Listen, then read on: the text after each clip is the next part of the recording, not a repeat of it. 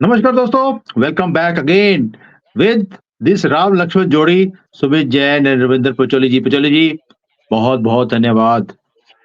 नमस्कार, जय भारत, जय श्री राम। जय भारत एंड जय श्री राम। अब तो जय श्री राम गूंज रहा है पूरे भारत में सर। 3 दिसंबर निकल गया और सारे सलातियों के बुक के ऊपर एक चिंता के जो बादल थे वो छाए हुए थे, वो उतर गए। और खुशी इस बात की है कि सनातनी शायद इकट्ठा हुआ है।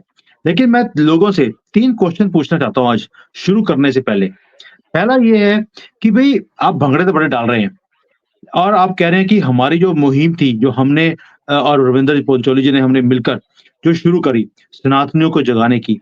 क्या आपको लगता है कि सनातनी जाग गया है? इसका आंसर आप येस या नो में या कुछ भी आप कमेंट डालना चाहते हैं, ये डालिए, बहुत ज़रूरी है।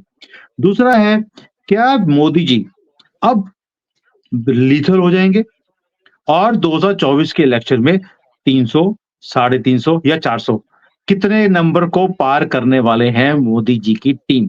और तीसरा क्वेश्चन है, क्या अब विपक्ष बैठ जाएगा या वो भी उतना ही लीथल होगा और जो टूल किट्स हैं, वो किस-किस तरह की आएँगी आपके हिसाब से? ये 3 क्वेश्चन्स का आंसर बहुत ज़रूरी है। मैं क्यों क्वेश्चन्स पूछ रहा हूँ? रविंद्र पंचोली जी का टेक लेने से पहले। उसका रीज़न है, जब आप अपनी वॉइस को रेज़ करते हैं, हम 6 महीने से अपनी वॉइस को बुरी तरह से रेज़ कर रहे हैं। पहले मैंने दूसरों को प्लेटफ़ॉर्म से किया, लेकिन मैंने देखा कि सबका एजेंडा था। कोई किसी का एजेंडा है सेक्युलरिज़्म का, किसी का कोई और स्यापा है। मैंने बोला ऐसे काम नहीं चलेगा और हम लोगों ने ये अकाउंट शुरू किया। तो जब आपने अपनी वॉइसेस को रेज़ किया, आप देखिए एक मूवमेंट बन गई है। लोग जागना शुरू हो गए हैं और यही चीज़ है, अगर आप अपनी तरफ से कुछ और नहीं कर सकते, आप एट लीस्ट अपने कमेंट्स, अपने राय तो शेयर कर सकते हैं। ये भी एक मूवमेंट है, लोग जुड़ते हैं और लोग अवेयर होते हैं। रविंद्र जी, ये जो जीत मिली है, ये तो हो गई। मोदी जी ने अपनी स्पीच भी दे दी। ऑपोजिशन सदमे में है, ये क्या हो गया? बहुत उम्मीदें थी कि इनकी मोहब्बत की दुकान चलने वाली है। आप इसको कैसे देखते हैं? ये हिंदू की जीत है, सनातन जागा है या अभी भी सोया हुआ है? देखिए बेसिकली ये कुछ तो हिंदू जागा है और लाभार्थियों का बड़ा भारी योगदान है उसमें। और एक मोदी की शुरुआती अपनी विश्वसनीयता। लाभार्थी हुँ, वो हो गए जिनको सरकारी योजनाओं का लाभ मिल रहा है, आयुष्मान कार्ड है, राशन मिल रहा है, मकान मिल रहा है। ये सारे लाभार्थी ग्रुप में आ जाते हैं। एक तो उसका मोदी की विश्वसनीयता है कि मोदी ने जो कहा तो उन्होंने करके दिखाया। सबसे बड़ा फैक्टर वो था। कोई प्रियंका की गारंटी किसी ने नहीं सुनी, राहुल गांधी की गारंटी किसी ने नहीं मानी, मोदी की गारंटी सब लोगों ने कबूल करी कि नहीं, मोदी है तो मुमकिन है, मोदी बोल रहा है तो ये करके देगा। और कल मोदी जी ने बोला भी है कि हमने बहनों और माताओं से जो प्रॉमिस किए हैं वो हम पूरा करेंगे। हुँ, कल आपने देखा होगा मोदी जी ने बहुत चेताया है कि ये पहला पड़ाव हमने पार किया है। अब ये पड़ाव के बाद क्या हो गया है, विपक्ष एक घायल सांप की तरह हो गया है। घायल सांप बड़ा खतरनाक होता है। तो ये हुँ, हर तरह की ट्रिक हम लोगों को बर्बाद करने के लिए, हम लोगों में फूट डालने के लिए, उत्तर दक्षिण में बांटने के लिए, जो अभी शुरू हो चुका है। उत्तर दक्षिण हुँ, में देश को बांटने की कोशिश शुरू हो गई है कि उत्तर वाले बेवकूफ है, दक्षिण वाले देखो समझदार है। ये सारी बातें शुरू हो जाएगी। अभी नई टूल किट आने वाली है। अब पप्पू जी अभी मसाज कराने गए, मसाज करा के फिर वो 4 देशों की यात्रा पे जाएँगे और उसके बाद जो नई टूल किट आएगी उससे हम लोगों को सावधान रहना है। ये टूल किट इस तरह आ सकती है जैसे काफ़ी समय पहले बॉम्बे में क्या था, गुजरातियों को निकालो तो गुजरातियों पे हमले शुरू हो गए थे। मारपीट उनसे शुरू हो गई थी। बाद में साउथ इंडियन का शुरू हुआ कि यहाँ से दक्षिण भारतीयों को भगाओ, दक्षिण भारतीयों को भगाओ। ये शुरू हुँ, हुआ। उसके बाद उत्तर भारतीयों का हुआ। पर जब ये सारे कार्ड फेल हो गए, उन्होंने कहा कि ये सारे कार्ड फेल हो गए, हिंदू कार्ड चल रहा है। तो बाल ठाकरे ने हिंदू कार्ड चलाना शुरू कर दिया था। तो यही हुँ, सब फिर से दोहराने की कोशिश ये लोग करेंगे। हुँ, हुँ, हुँ।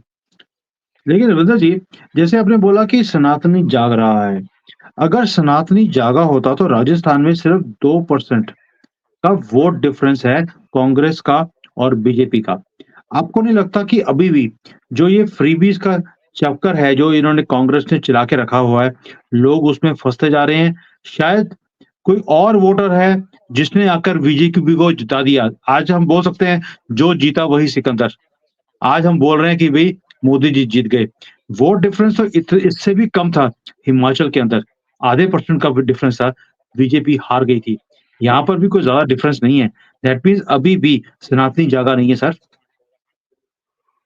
हाँ, 2% का राजस्थान में 2.5% का समझ लीजिए, करीब-करीब 2.5% के करीब उनका फ़र्क पड़ा है। तो चुनाव में क्या होता है, 1% का भी रोल बड़ा अपना महत्वपूर्ण रहता है।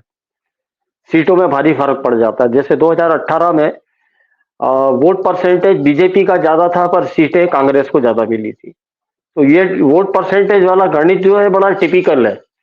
ये मैथमेटिशियन भी चकरा जाते हैं कि इनका वोट परसेंटेज ज़्यादा है और इनको सीटें कैसे कम मिली। ऐसा पिछली बार मध्य प्रदेश में हुआ था। पर इस बार बीजेपी ने क्या करा, ये सारा होमवर्क अपना पूरा करा इन्होंने। हुँ, छत्तीसगढ़ में इन्होंने करीब-करीब 13% कवर किया है सर, 13%। जो पिछली बार इनको मिला था, उससे 13% की इन्होंने छलांग लगाई है। मध्य प्रदेश में 7.5% की इन्होंने छलांग लगाई है। हुँ, कांग्रेस का यहाँ पे वोट जो कम हुआ है, 0.39% ही कम हुआ है एमपी में। हुँ, पर वो कवर करके बीजेपी अपने आगे 7.5% और आगे कवर कर लाई, तो बीजेपी की इतनी सारी सीटें आई। हुँ, और ये जो तुष्टीकरण की नीति है, धीरे-धीरे लोग इसको समझने लगे हैं कि आगे जाके ये हमारे लिए खतरा बनने वाली है। हम अगर अब नहीं सुधरे तो फिर कभी नहीं सुधरेंगे, हमारी आने वाली पीढ़ियाँ इसका परिणाम भोगेंगी। तो ये बात तो एक थोड़ा-सा कुछ लोगों को समझ में आई है। साउथ में फ्रीबीज का बहुत पुराना चलन है। हुँ, एआईडीएमके, डीएमके सारी पार्टियाँ ये मुफ्त की बाँटते रही हैं। सोने-चांदी के जेवर से लेके टीवी, फ्रिज सब स्कूटी सारे देते रहे हैं। तो वहाँ पे उसको कंट्रोल करना थोड़ा जरा मुश्किल है। पर मैं मानता हुँ, हूँ कि साउथ में 2029 तक बीजेपी अपनी कुछ ना कुछ पेड़ ज़रूर बना लेगी। हुँ। सर, जो ये विपक्ष आप बोल रहे हैं कि विपक्ष ने तुष्टीकरण का काम किया, भई ठीक है, उन्होंने 2-2 स्टेट्स जीते भी उस तुष्टीकरण के कारण। क्या जो तुष्टीकरण वहाँ पे इतना एक्सट्रीम में ले गई ऑपोज़िशन स्पेशली कांग्रेस कि हिंदू के ऊपर थोड़ा-सा असर पड़ा है?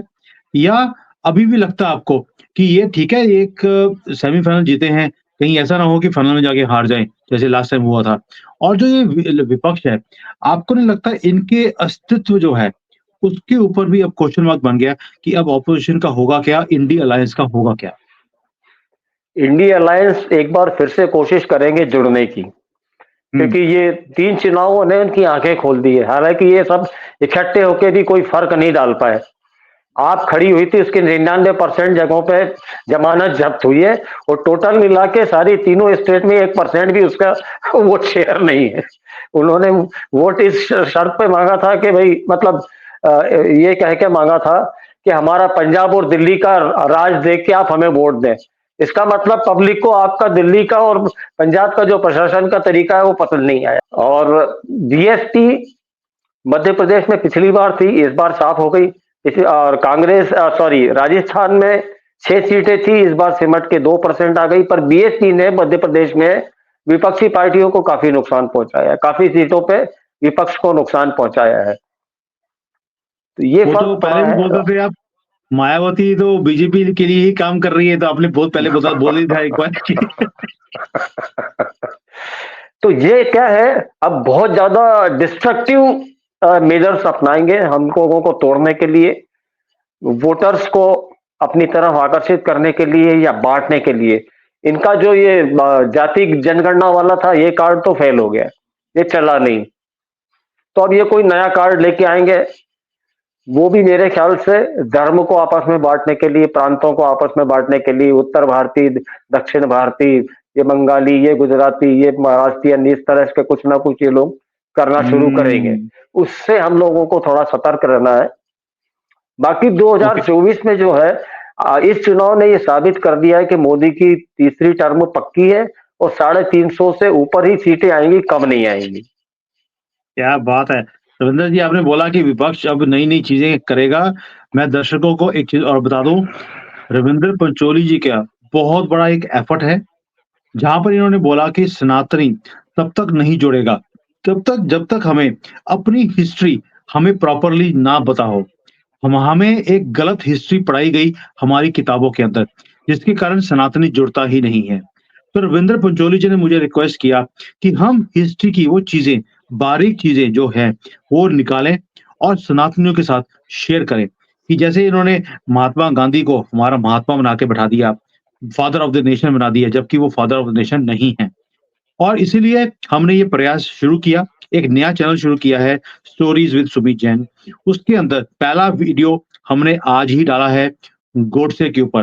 जब गोडसे की एक लेखक है, लेखनी है, उसके ऊपर हमने आधारित किया इसको कि गोडसे ने गांधी का वध क्यों किया? वो क्या रीज़न्स थे? आपको कुछ चीज़ें पता होंगी, पर कुछ चीज़ें ऐसी हैं जो मुझे भी हैरान करती थी। रविंद्र पंचोली जी ने बहुत मेहनत करी है इन चीज़ों के ऊपर, इन चीज़ों को निकाल के हमें दिया और हम लोगों ने एक प्रयास किया है आप तक ये चीज़ें पहुँचाने का। हमें प्लीज़ उसको उस चीज़ों को जो सनातनी हैं उनके साथ शेयर करें, ताकि ये लोग जागना शुरू हों, हमारी जो रियल हिस्ट्री है, उसे जानें। हम जो रियल अपने हीरोज़ हैं, ये औरंगज़ेब, ये मुगल, ये अंग्रेज़, ये हमारे हीरोज़ नहीं थे। ये कांग्रेस के हीरो होंगे, हमारे नहीं हैं। जो हमारे हीरोज़ हैं, हम उनकी भी कहानियाँ निकालेंगे, उनके फैक्ट्स आपके साथ शेयर करेंगे। तो प्लीज़ इसमें थोड़ा-सा साथ दें, सनातनियों को जगाने के लिए ये एक मुहिम शुरू करी गई है, इसमें हमारी हेल्प भी करें। रविंद्र जी, पहले तो इस मुहिम के लिए, इस प्रोजेक्ट के लिए आपको बहुत-बहुत नमस्कार एंड थैंक यू। धन्यवाद, नमस्कार। देखिए, हम लोगों ने लोग पूछेंगे आपने गांधी और गोडसे से ही क्यों शुरू किया? क्योंकि हुँ, स्वतंत्र भारत का इतिहास गांधी से शुरू होता है। हमको ये बताया गया गांधी जी बहुत महान थे, अहिंसा के पुजारी थे और पता नहीं क्या-क्या। उनको मतलब एक तरह से भगवान बना के खड़ा कर दिया। तो वो उनको वहां से शुरू करना जरूरी था। इसके बाद हम अंबेडकर पर भी आएंगे कि संविधान एक्चुअली अंबेडकर ने बनाया है या डॉक्टर राजेंद्र प्रसाद जो संविधान समिति थी उसके अध्यक्ष थे। अंबेडकर को हुँ, कैसे प्रोजेक्ट किया गया और अंबेडकर का हिस्ट्री क्या थी। जो कहते हैं ना कि बड़े गरीबी में रहे, महाराजा बड़ौदा ने इनको पाला था, इनको अपने पैसों से इंग्लैंड पढ़ने भेजा था, वो सारा हम किसी एपिसोड में पूरा कवर करेंगे। तो ओके। अभी तो वर्तमान भारत से शुरू करके जो आजादी के बाद का इतिहास है, उससे शुरू करके फिर हम मुगलों तक और हमारे जो पुराण और वेद है वहां तक हम लोग पहुंचेंगे। तो इसको देखिए, बड़ा इंटरेस्टिंग होगा, आप लोगों को मजा भी आएगा। कई ऐसे तथ्य मिलेंगे जो आपने कभी सुने नहीं होंगे, पढ़े नहीं होंगे। तो उसको एंजॉय और करिए और रविंद्र जी शेयर करिए। और लोगों से एक और रिक्वेस्ट भी है, जो-जो चीज़ें आप भी हिस्ट्री के बारे में सुनना चाहते हैं, समझना चाहते हैं, वो भी कमेंट्स आप कमेंट सेक्शन को तो भर दीजिए एक तरह से, कि भी आपको क्या चाहिए, आपकी क्या राय है? अपनी राय ज़रूर लिखें क्योंकि उसी से एक मूवमेंट बनती है और हमने पिछले 6 महीनों में, 8 महीनों में ये करके दिखाया है। ऐसी बात नहीं है कि हमारी बात नहीं सुनी जाती, हम ये सारी चीज़ों को ऊपर मिनिस्ट्री तक पहुँचाते हैं। रविंद्र पंचोली जी के बहुत ज़्यादा लिंक्स भी हैं और उन सब चीज़ों को यूज़ करके हमने एक ये मुहिम है वहाँ तक पहुँचाई है। आपके कमेंट्स को देखकर वो कमेंट्स भी हम इकट्ठे करके ऊपर तक पहुँचाते हैं। ये भारत की आवाज़ है।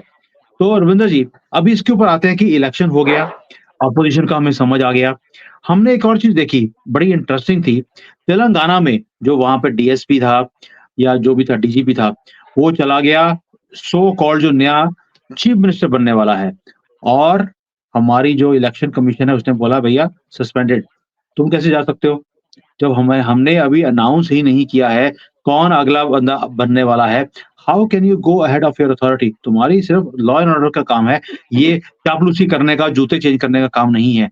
आपको लगता है कि जैसे इस ये इलेक्शन कमीशन ने अपनी दादागिरी दिखाई है, अब ईडी, सीबीआई भी अपनी दादागिरी दोबारा शुरू करेगी?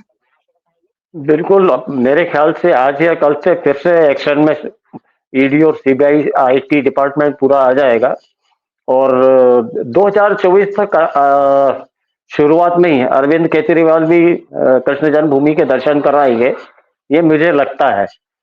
और हेराल्ड केस जो है उसकी बहुत गहन जांच शुरू होगी। इनकी जमानत जो सोनिया गांधी और राहुल गांधी जमानत पे है, इनकी जमानत को कैंसिल करवाने के लिए भी सेंट्रल गवर्नमेंट अपील करेगी, ऐसा मुझे लगता हुँ, है।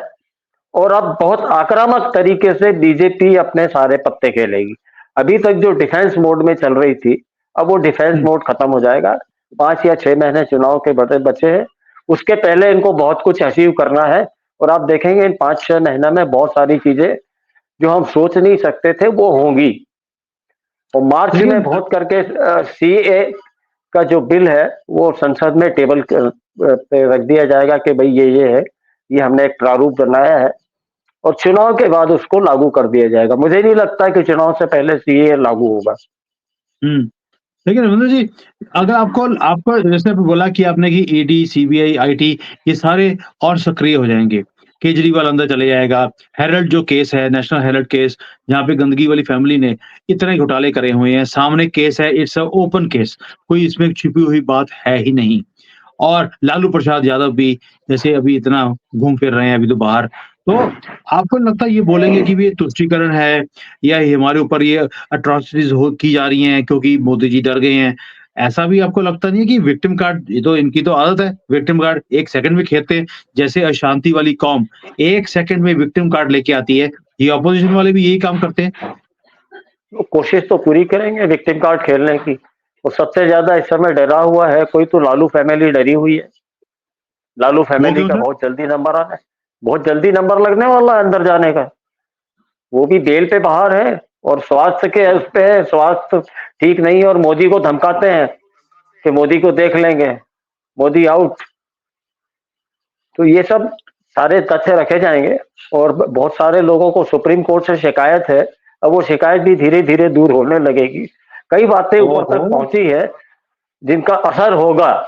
आप देखिए थोड़ा, बस इतना ही बोलूंगा मैं। कम बोला चलिए। बहुत ज्यादा समझिएगा, बस ये बोल सकता हूँ मैं। अच्छा सर, इंडी अलायंस का बताइए आप। इंडी अलायंस सुप्रीम कोर्ट का बता दिया आपने कि सुप्रीम कोर्ट तक आवाज पहुंच चुकी है। हो सकता है उनके कान से जो थोड़े से जुए हैं वो झड़नी शुरू होएगी, उम्मीद है। लेकिन इंडी अलायंस जो है, ये 25 जो पीएम बनने के कैंडिडेट्स है, इनका क्या होगा सर? इनके भाग्य तो अलमारी में बंद करके और पब्लिक ने ताला लगा दिया है। इनका कोई चांस नहीं है। नीतीश कुमार का पॉलिटिकल करियर बिल्कुल खत्म होने की कगार पे है।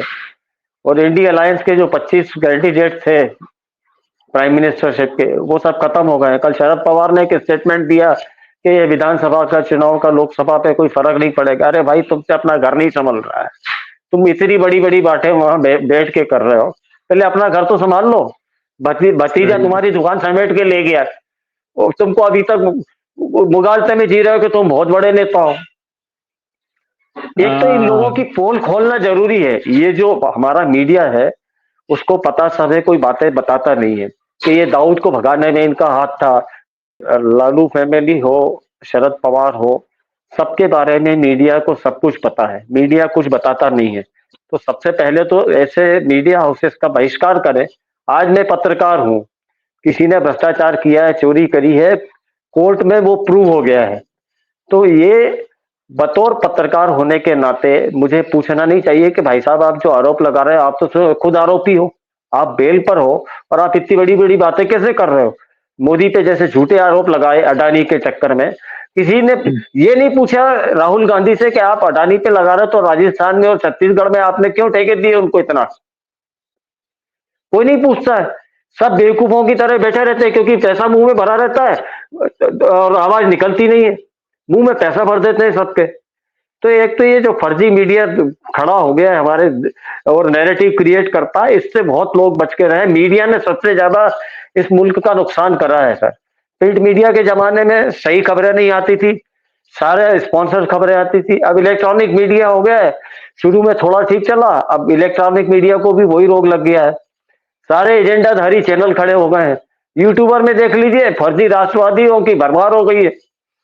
True, true. तो इन सब से लेकिन बचने की जरूरत है। और इनका ये देखिए, भले ये लालू फैमिली हो, शरद पवार फैमिली हो, कोई हो, ये सबको ठिकाने लगाया जाएगा, ये निश्चित बात है। बहुत लंबा समय नहीं लगेगा, 1 साल के अंदर अंदर ये अपनी गति को प्राप्त होंगे। ये बिल्कुल पक्की बात है। सर एक चीज़ बताइए, ये जो अपना रवीश कुमार है, कल उसने वीडियो बनाया सर बेशर्मी से। ये लिब्रांडो इतने बेशर्म हो सकते हैं, मुझे इसकी अंदाजा नहीं था। कल मैंने टैगलाइन देखा उसका क्या था कि जी शिवराज ने मोदी को हरा दिया। और भाई शिवराज ने मोदी को कैसे हरा दिया? मुझे टैगलाइन ही समझ नहीं आया। भाई मोदी से इतनी नफ़रत है कि दूसरे को चढ़ाना शुरू कर दिया पुदीने के झाड़ के ऊपर। देखिए मोदी इनका मेन उद्देश्य ये था रवीश कुमार का कि मोदी और शिवराज में कॉन्फ्लिक्ट पैदा किया जाए। ये कोशिश एल के अडवाणी ने भी शुरू करी थी क्योंकि मोदी बड़े पावरफुल थे और अडवाणी जी की बड़ी इच्छा थी कि मैं प्रधानमंत्री बनूं।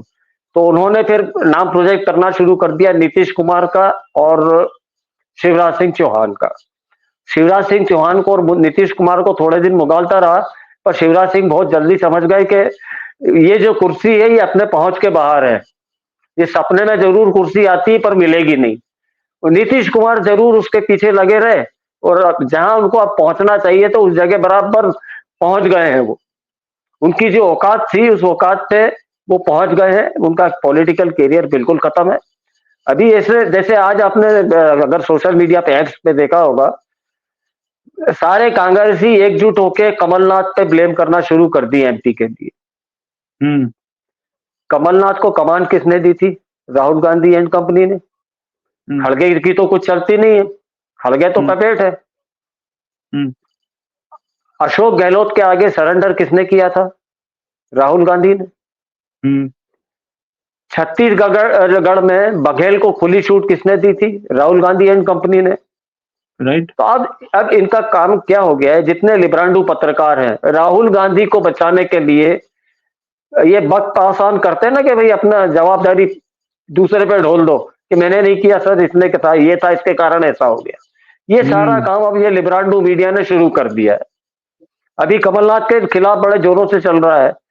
एक किसी मोहतरमा ने कांग्रेस की लिख दिया कि ये तो साले मतलब अंधभक्त हैं और आपका धर्म और इसी में डूब के मर जाएंगे, देश की प्रगति से इनको कोई मतलब नहीं है।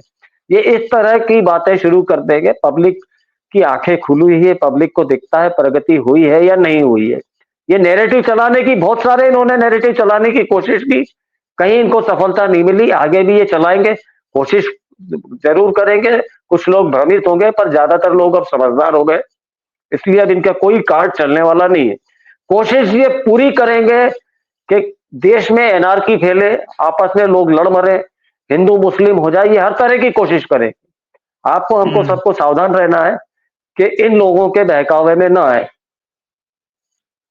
सर फिर ये खड़गे जी हैं, ये तो सिर्फ़ एक पंचिंग बैग हैं कि अगर कुछ गलत हो गया, चुनाव हार गए, तो खड़गे जी रिस्पॉन्सिबल हैं।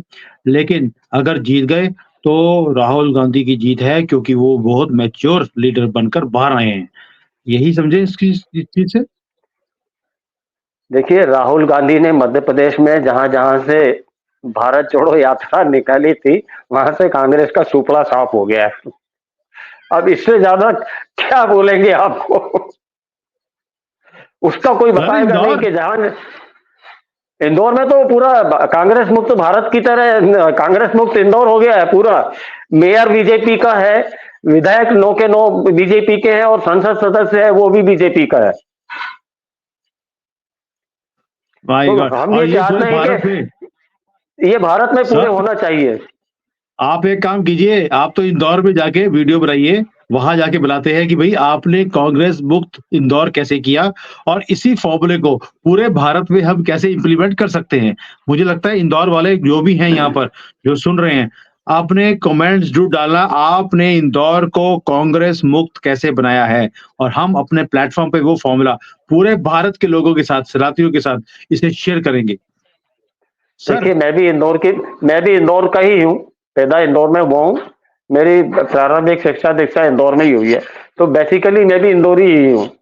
इंदौर वाले बहुत समझदार हैं, बिजनेस माइंडेड लोग हैं। ये फोकट के झांसों में ये आते नहीं हैं कि ये आपको फ्री में मिल जाएगा, वो मिल जाएगा। उन्होंने काम देखा है कि इंदौर दिग्विजय सिंह के दिनों में क्या हालत इंदौर की थी। हुँ, बीजेपी का शासन आने के बाद, शिवराज का कह लीजिए, बीजेपी का कह लीजिए, क्या हुआ है? भ्रष्टाचार सबने किया है पर काम भी किया है। पब्लिक क्या चाहती है?